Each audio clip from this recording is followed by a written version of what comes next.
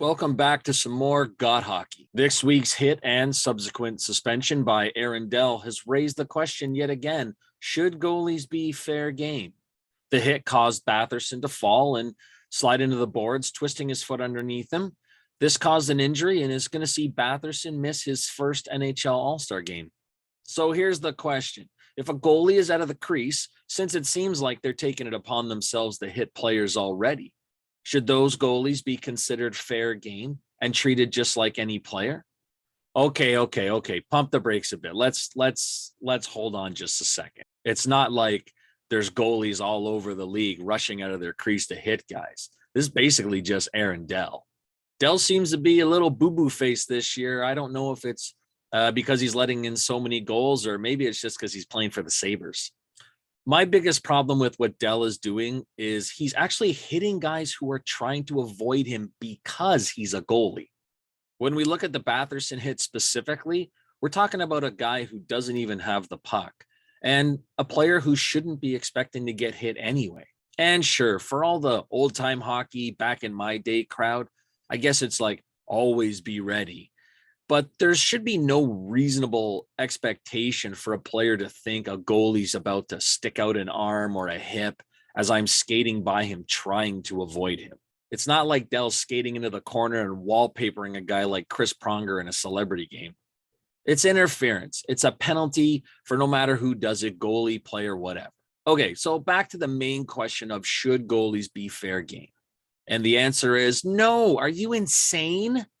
I've seen a lot of comparisons this week about lacrosse goalies, and the two sports, of course, are very similar, but I don't really think it equates here.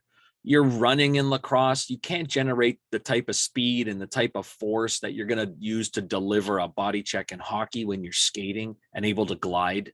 Also, I know the lacrosse guys wear a lot of equipment too, but for what goalies wear in hockey, it's just very difficult to avoid a body check.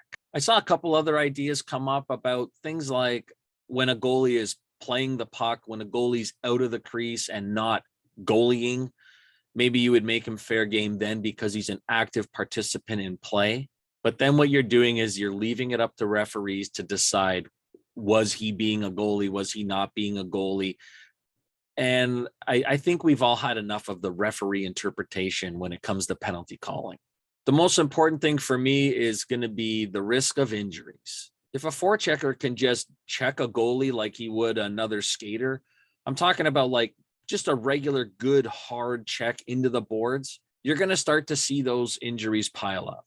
Teams only have two goalies, and I know you can call guys up, but you're just weakening the product at that point. You're making the games worse, and God forbid we end up with an e-bug in the Stanley Cup playoff game.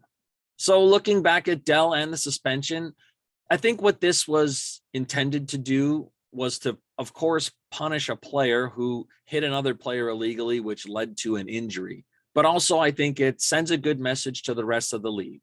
The NHL knows that this is happening with this player and has chosen to suspend the player.